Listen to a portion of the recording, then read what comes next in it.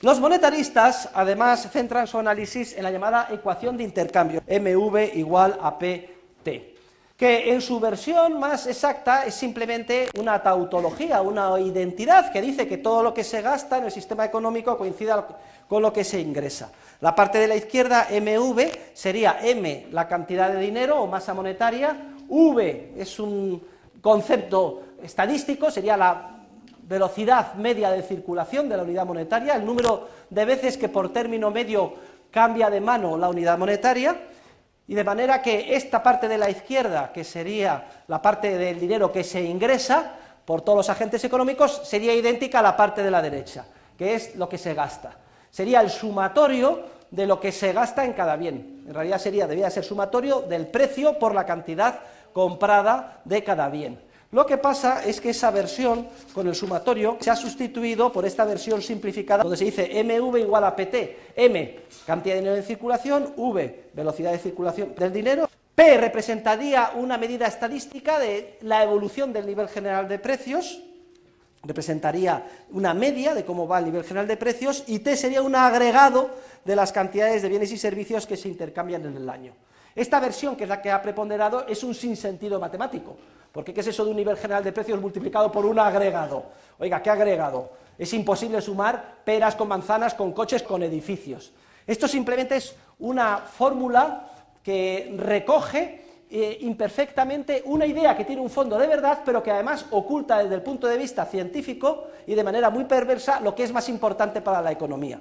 El fondo de verdad es que si V y T son constantes, entonces si aumenta la cantidad de dinero, el nivel general de precios sube. Y esta es una idea que es cierta. Lo que pasa es que la tenemos que matizar. Si aumenta la cantidad de dinero y todo lo demás permanece igual, no es que suba los precios, es que baja el poder adquisitivo de la unidad monetaria. Lo que pasa es que a través de la fórmula se representa como una subida del nivel general de precios. Y hay todo un esfuerzo estadístico por recoger y medir esa subida. Pero lo más grave es lo que deja fuera esta fórmula, porque esta fórmula da la impresión de que cuando hay aumentos de la cantidad de dinero en un determinado importe o volumen, se producen, si no hay cambios en el resto de los parámetros, un incremento proporcional de los precios. Y esto es una idea gravísima, porque lo que sucede en la realidad es radicalmente distinto. El dinero nunca se distribuye por igual cuando se crea entre los diferentes agentes económicos, como en el supuesto de Hume, que decía en su artículo sobre el dinero, que supongamos que todos los británicos se levantan al día siguiente con el doble de saldos de tesorería en su bolsillo. O la idea posteriormente copiada por Friedman del helicóptero, viene un helicóptero y distribuye dinero por igual a todos los ciudadanos. El dinero, cuando se crea, y precisamente por eso se crea, se inyecta en el sistema económico por determinados lugares e intersticios muy concretos. De manera que son unos muy pocos los o las primeros o primeras que reciben las nuevas unidades monetarias. Y tienen con esa capacidad adquisitiva la posibilidad de comprar múltiples bienes y servicios a precios que todavía no han recogido el impacto de la inyección monetaria. Mientras que el resto de la ciudadanía ve cómo paulatinamente los precios van subiendo, es decir, el poder adquisitivo de sus unidades monetarias bajando, cuando todavía no les ha llegado el nuevo dinero a sus bolsillos. Hay un proceso de redistribución masiva de la renta y, sobre todo, es un proceso que trastoca completamente la estructura de precios relativos. Unos bienes son los que primero experimentan el impacto de la creación monetaria y por tanto los que ven cómo sus precios suben más, mientras que otros no suben o suben a un ritmo más lento o despacio. Lo que les quiero decir es que lejos de haber una especie como de subida del nivel del agua de una piscina, el nivel general de precios, lo que hay es una revolución que cambia completamente la estructura de precios relativos. Unos suben más rápidamente que otros. Y concretamente en el ámbito del ciclo ya hemos visto cuáles son los que suben más rápidamente que otros y además en qué momento temporal. ¿No se acuerdan en el ámbito de la expansión crediticia lo que pasaba? Cuando se inyectaba dinero subía muchísimo. Primero, ¿qué pasaba? El precio de los factores de producción. Unos pocos, los empresarios, recibían el dinero procedente de la expansión crediticia y con esa nueva capacidad adquisitiva demandaban factores productivos, mano de obra, equipo capital, servicios de los factores de producción, de los factores originarios, etc. Esos precios de esos bienes crecían mucho más que los demás y su representación correspondiente en forma de títulos, valores en la bolsa, mientras que el resto de los precios no subían.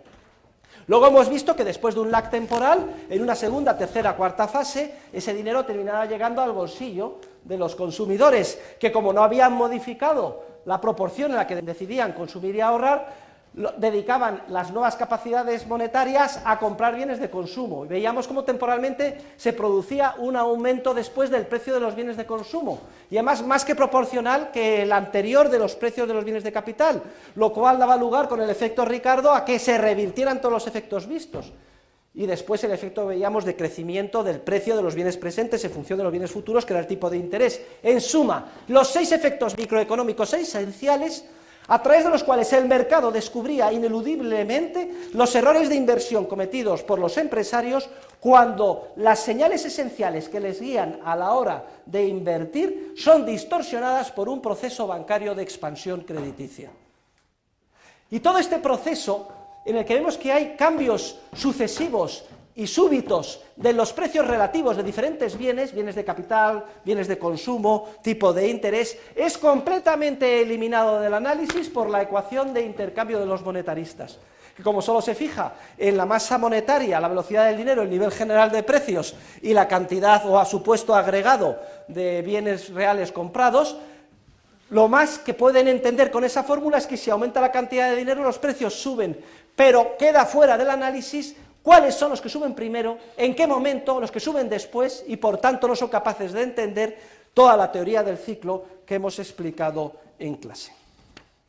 Para los monetaristas, las crisis financieras y las recesiones económicas son un profundo misterio. Solamente las explican en base a supuestos shocks externos o a una contracción monetaria de que el Banco Central de pronto no ha inyectado la cantidad de dinero suficiente para que no se produzca esa contracción monetaria, pero carecen de teoría de capital y no se enteran de lo que pasa en la economía.